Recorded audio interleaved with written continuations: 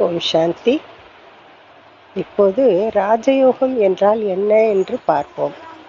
உலகில் பல வகையான யோகங்கள் பிரபலமாக உள்ளன. உதாரணமாக பக்தி யோகா, கர்ம யோகா, ஞான யோகா, ஹட யோகா, ராஜயோகா என்று நிறைய இருக்கின்றன.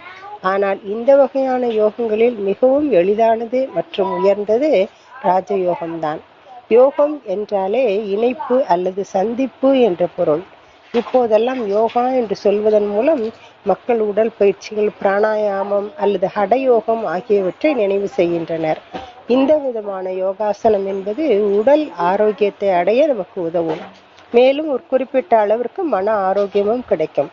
ஆனால் முழுமையான மகிழ்ச்சியையும் அமைதியையும் எளிதான ராஜயோகத்தினால் மூலம் மட்டுமே அடைய முடியும். ராஜயோகம் என்பது நம்மை ராஜாக்களுக்கெல்லாம் ராஜாவாக மாற்றக்கூடிய யோகம் அல்லது ரகசியங்கள் நிறைந்த யோகம் என்று பொருள். முதலில் நம்முடைய உடலில் ஐம்புலன்களையும் அடக்கி அதை சரியான பாதையில் வழிநடத்தி நமக்கு நாமே ராஜாவாக வாழ்வதற்கு ஆத்மாக்களாகிய நமக்கு உதவக்கூடிய யோகம்தான் ராஜயோகம்.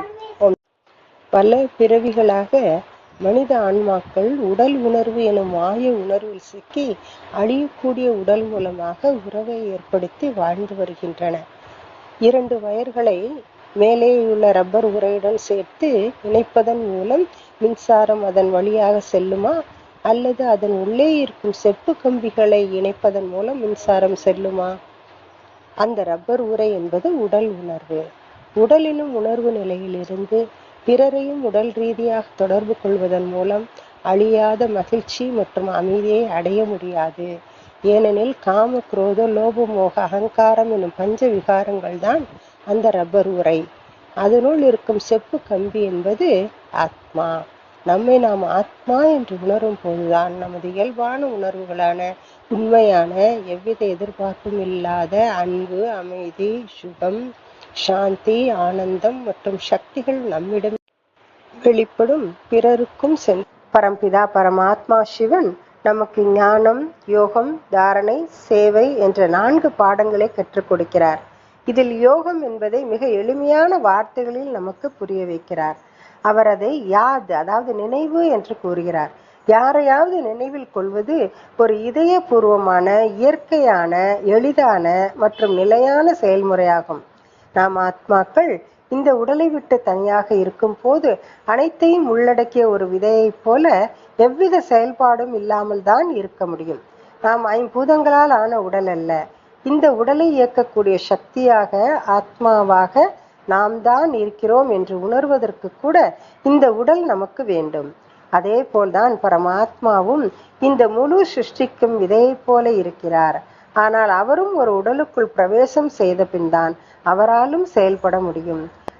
ஆகவே நம்மை நாம் நமது உடலின் 2 புருவ மத்தியில் ஆத்மா என்று உணர்ந்து பரமாத்ம தந்தையையும் பிரஜாபிதா பிரம்மாவின், அதாவது சங்கரரின் 2 புருவ மத்தியில் ஜோதிர்பிந்து சொரூபமாக நினைவு செய்ய வேண்டும். இதற்காக தான் பக்தியிலும் சங்கரருக்கு நெற்றிக்கண் காட்டப்பட்டுள்ளது. கடவுளை வெறும் சரீர வடிவிலோ அல்லது வெறும் சரீரமற்ற வடிவிலோ நினைவு கூறக்கூடாது. இதுவே உண்மையான ராஜயோகம். நாம் ராஜயோக ஞானத்தை தெரிந்து கொள்வதோடு கடைபிடிக்க வேண்டிய விஷயங்களும் சில உள்ளன. அவற்றில் மனம், பேச்சு மற்றும் செயல்களில் தூய்மையை கடைபிடிப்பது என்பது மனதில் எந்த ஒரு கெட்ட எண்ணமும், பேச்சில் எந்த ஒரு தீய வார்த்தையும் வரக்கூடாது. அப்போது செயலும் கூட உயர்ந்ததாக, சுத்தமானதாக ஆகிவிடும். அடுத்து பரம்பிதா பரமாத்மா சிவசங்கர் போலேநாத் அவரிடம் சத்தியமான அன்பு செலுத்துவது, திவ்ய குணங்களின் தாரணை, ஈஸ்வரிய ஞானத்தை தொடர்ந்து கேட்பது மற்றும் அதனை புரிந்து கொண்டு நடைமுறையில் கொண்டு வருவது. அடுத்து சுத்த அன்னம், அதாவது இறை நினைவில் சமைக்கும் உணவு உண்பது.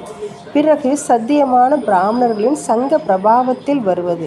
இவை அனைத்தும் தேக அபிமானத்தின் மூலம் உற்பத்தியாகியுள்ள 5 விகாரங்களிலிருந்தும் நம்மை முக்தி அடைய செய்து ஆத்மா தன்னுடைய மூல சொரூபத்தை, அதாவது சர்வகுண சம்பன்ன சொரூபத்தை சித்தியடைய வைப்பதோடு நாம் அதில் நிலைத்து நிற்கவும் முடியும்.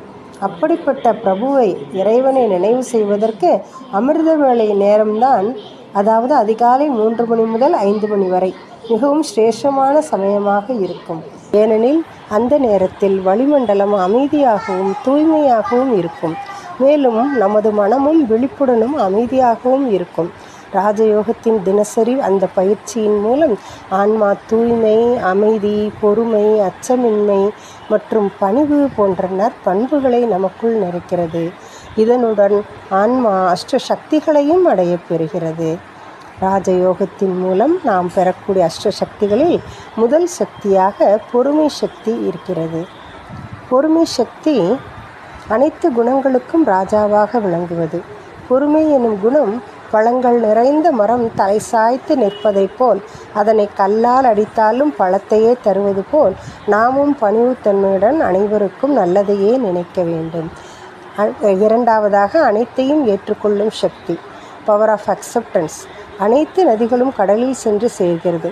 கடல் அவற்றை தனக்குள் ஏற்றுக்கொள்வதைப் போல் தேவையற்றதை ஓரமாக ஒதுக்கிவிட்டு தன் குணத்திற்கு அவற்றை மாற்றிவிடுவது போல் நம்மை சுற்றி எத்தகைய குணங்கள் நிறைந்த மனிதர்கள் இருந்தாலும் அனைவரையும் ஏற்றுக்கொண்டு நம்முடைய உயர்ந்த சுபாவத்திற்குள் அவர்களை வரவைக்க வேண்டும். சக்திகளில் மூன்றாவதான சக்தி பகுத்தறியும் சக்தி, அதாவது நிர்ணய சக்தி. சரியது தவறியது என்று கண்டுபிடிக்கும் சக்தி இன்றைய கால சூழலில் மிகவும் தேவையான ஒன்றாக இருக்கிறது. நான்காவதாக தீர்மானிக்கும் சக்தி, நடுநிலையிலிருந்து சரியானதை தீர்மானித்து செயல்படுத்தி வெற்றியடைவது. ஐந்தாவது எதிர்கொள்ளும் சக்தி, நாம் எதிர்கொள்ள முடியாத ஒரு விஷயம் மரணம். நாம் அழிவற்ற ஆத்மா என்ற நம்பிக்கை உறுதியாகிவிடும் போது அந்த மரணத்தையே கூட எளிதாக எதிர்கொள்ளும் சக்தி ஏற்பட்டுவிடும். ஆறாவதாக சக்தி ஒற்றுமை சக்தி. நமக்குள் ஒற்றுமையாக இருந்தால் மிகப்பெரிய காரியத்தையும் நம்மால் எளிதில் செய்துவிட முடியும். ஏழாவது சக்தியானது புலனடக்கும் சக்தி, அதாவது எண்ணங்களை கட்டுப்படுத்தும் சக்தி. நமது கர்மேந்திரியங்களை கண்ட்ரோல் செய்ய உதவக்கூடிய சக்தி. உதாரணமாக ஆமை எப்படி உணவு தேடும் நேரம் போக மற்ற நேரங்களில் ஓட்டிற்குள்ளே தன்னை பாதுகாப்பாக வைத்து கொள்கிறதோ அதே போல நாமும் நமது கர்மேந்திரியங்களை சுருக்கிக் கொள்ளக்கூடிய சக்தி. எட்டாவது தயாராக இருக்கும் சக்தி, அதாவது விஸ்தாரமான இந்த உலக வாழ்க்கை குறித்த எண்ணத்தில் இருந்து விடுபட்டு நாம் ஆத்மா, இந்த உலகம் மிகப்பெரிய நாடக மேடை, இதில் நாம் நடித்து கொண்டு இருக்கிறோம். நமது பாட்டு முடிவடைந்தவுடன் நாம் வீட்டிற்கு செல்ல வேண்டும் என்ற ஞானத்தை தாரணை செய்யக்கூடிய சக்தி. இதுவே அஷ்ட சக்திகளாகும். மேலும் இந்த குணங்கள் மற்றும் சக்திகளுடன் உறுதியான மனதுடன் ராஜயோகத்தை தொடர்ந்து பயிற்சி செய்வதன் மூலம் நமது ஆன்மா உலகில் பல பிறப்புகளில் அதன் ஆரம்பம், மத்தியம் மற்றும் முடிவிலும் மேலும் அதன் தனித்துவமான பகுதிகளின் நடிப்பை பற்றி தெரிந்து கொள்ள முடியும்.